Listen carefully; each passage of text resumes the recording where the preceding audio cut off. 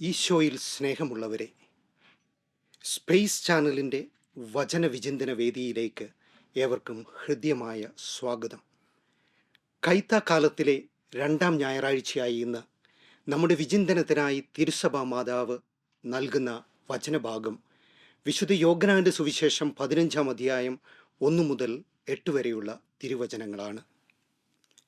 ഈ സുവിശേഷ ഭാഗത്ത് നാം കാണുക, ഈശോ തന്നെ സാക്ഷാൽ മുന്തിരിച്ചെടിയോടും പിതാവായ ദൈവത്തെ ഉടമസ്ഥനോടും നാം ഓരോരുത്തരെയും മുന്തിരിശാഖകളോടും ഉപമിക്കുന്നതാണ്. യൂദ വളരെയധികം മുന്തിരിത്തോപ്പുകൾ ഉണ്ടായിരുന്ന രാജ്യമായിരുന്നതുകൊണ്ട് തന്നെ ഇസ്രായേൽ ചരിത്രത്തിൽ മുന്തിരിത്തോപ്പുകളുടെയും ചെടികളുടെയും ഫലങ്ങളുടെയും ഒക്കെ പ്രതീകങ്ങളും ഉപമകളും ധാരാളം പ്രാധാന്യം അർഹിക്കുന്നുണ്ട്. പഴയ നിയമത്തിലുടനീളം ഇസ്രായേലിനെ മുന്തിരിച്ചെടിയോട് സാദൃശ്യപ്പെടുത്തിക്കൊണ്ടുള്ള ഒരുപാട് പരാമർശങ്ങൾ നമുക്ക് കാണുവാനായിട്ട് സാധിക്കും. ഉദാഹരണത്തിന് യേശയ്യായുടെ പുസ്തകം 5-ാം അധ്യായം 7-ാം തിരുവചനത്തിലും ജെറേമിയായുടെ പുസ്തകം 2-ാം അധ്യായം 1-ാം വചനത്തിലും ഇസ്രായേലിനെ മുന്തിരിച്ചെടിയോടും മുന്തിരിത്തോപ്പിനോടും ഉപമിക്കുന്നതായിട്ട് കാണാം. ഇസ്രായേലിനെ മുന്തിരിച്ചെടിയോട് ഉപമിക്കുമ്പോൾ അവരുടെ ആത്മീയ നാശം ചിത്രീകരിക്കുവാൻ വേണ്ടി കൂടി അത് ഉപയോഗപ്പെടുത്തുന്നുണ്ട്.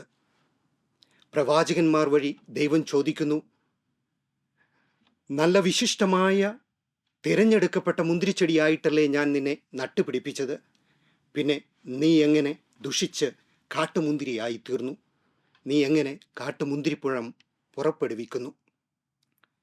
ഈശോയുടെ ഇന്നത്തെ സുവിശേഷത്തിലെ ഞാൻ സാക്ഷാൽ മുന്തിരിച്ചെടി എന്ന ആമുഖം ഈ പഴയ നിയമ പശ്ചാത്തലത്തിൽ നിന്നാവണം നാം വിചിന്തനം ചെയ്യേണ്ടത്.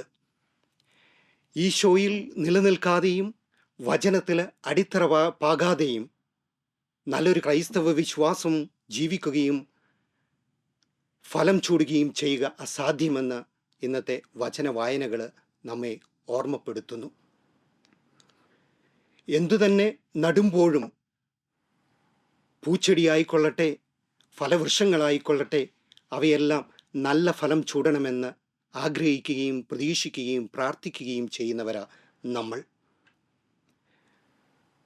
അത് അങ്ങനെ സംഭവിക്കാതെ വരുമ്പോൾ വെട്ടിയൊരുക്കുകയും വളമിട്ട് പരിപാലിക്കുകയും ചെയ്യുന്നു നമ്മൾ.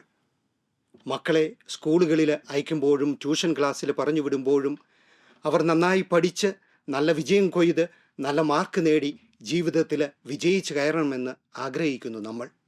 അതുപോലെ തന്നെ ജീവിതത്തിൽ പലവിധ ഉദ്യമങ്ങളിൽ ഏർപ്പെടുമ്പോൾ നമ്മൾ നല്ല ഫലം ചൂടണമെന്ന് ആഗ്രഹിക്കുക.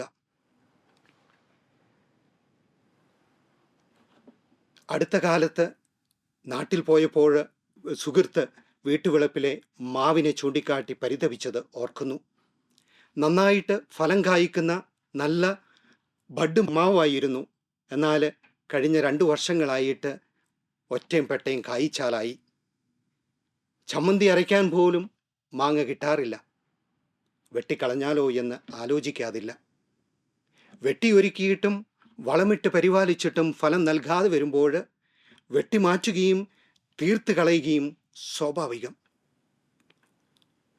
മുന്തിരിച്ചെടികളുടെയും ശാഖകളുടെയും ഫലങ്ങളുടെയും ഒക്കെ പ്രതീകങ്ങൾ പഴയ നിയമ പശ്ചാത്തലത്തോട് ചേർത്ത് വെച്ച് അതോടൊപ്പം നമ്മുടെ സ്വാഭാവികമായ മാനുഷിക മനോഭാവത്തെക്കുറിച്ച് നാം ചെയ്ത വിചിന്തനം കൂടി ചേർത്ത് വയ്ക്കുമ്പോൾ ഇന്നത്തെ വചന വായനകളുടെ അർത്ഥതലങ്ങൾ നമുക്ക് മുമ്പിൽ ഉരുത്തിരിയുകയായി.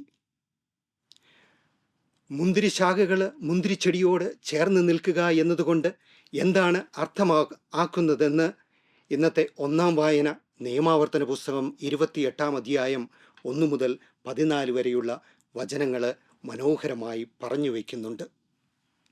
വചനം പറയുന്നു, നീ നിന്റെ കർത്താവിൻ്റെ കൽപ്പനകൾ സൂക്ഷ്മമായി പാലിച്ച് അവിടുത്തെ വചനം ശ്രവിച്ച് അവയനുസരിച്ച് ജീവിക്കുകയാണെങ്കിൽ ഈ ഭൂലോകത്തിലെ സകല ജനതയെക്കാളും ഉപരിയായി നിന്നെ ഞാൻ ഉന്നതനാക്കും.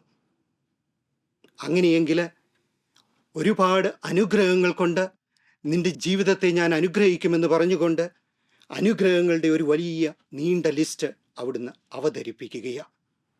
എന്നിട്ട് കൂട്ടിച്ചേർക്കുകയാണ്, കൽപ്പനകളനുസരിച്ച് വചനമനുസരിച്ച് ജീവിക്കുകയാണെങ്കിൽ നീ അഭിവൃദ്ധി പ്രാപിക്കും, നിന്റെ ജീവിതത്തിൽ അധോഗതി ഉണ്ടാവുകയില്ല എന്ന്.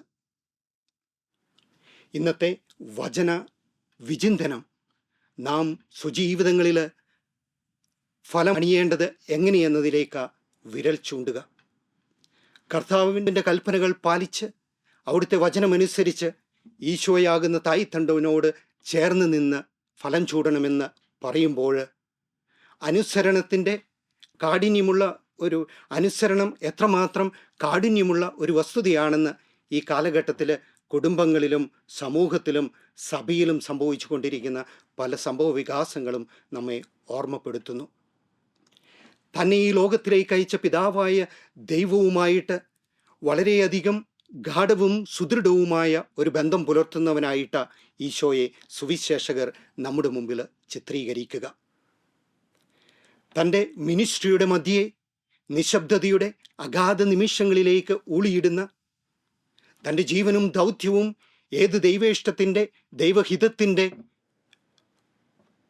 പ്രകാരമാണോ അതിനനുസരിച്ച് താൻ ജീവിക്കുന്നുണ്ടോ എന്ന് പരിശോധിക്കുവാനായിട്ട് മൗനത്തിൻ്റെ മല കയറുന്ന ഈശോയെ ബൈബിളിലുടനീളം നാം കണ്ടുമുട്ടുക. പ്രിയപ്പെട്ടവരെ, പറഞ്ഞു വരുന്നത് ഇതാ, ഈശോ തൻ്റെ ജീവിതത്തിൽ ഏറ്റവും അധികം പ്രാധാന്യം കൽപ്പിച്ചത് ദൈവേഷ്ടവും ദൈവഹിതവും അനുസരിച്ച് ഒരു ജീവിതം ജീവിക്കുവാന്. അത് വെളിവാക്കപ്പെടുക അവൻ്റെയും പിതാവിൻ്റെയും തമ്മിലുള്ള ബന്ധത്തിലാണ്.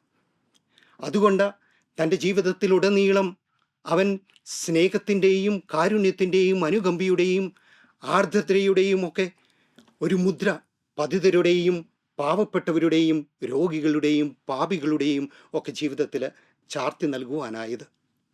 അതുകൊണ്ട് പീഡാസഹനത്തിൻ്റെ പാരമ്യത്തിൽ പോലും, കുരിശാകുന്ന തീച്ചുളിയിൽ പോലും ദൈവേഷ്ടവും ദൈവഹിതവും നെഞ്ചോട് ചേർത്ത് പിടിച്ച് തൻ്റെ ആത്മാവിനെ ദൈവകരങ്ങളിൽ സമർപ്പിച്ച് മരിക്കുവാനായിട്ട് അവന് സാധിക്കുന്നത്. പ്രിയപ്പെട്ടവരെ, നമുക്കും അവലംബിക്കാം ഈശോയുടെ ഈ മനോഭാവം. നമുക്കും ശീലിക്കാം ദൈവകൽപ്പന അനുസരിച്ച് ഹിതപ്രകാരം ഈശോയാകുന്ന തായ്തണ്ടവനോട് ചേർന്നുള്ള ഒരു ജീവിതം.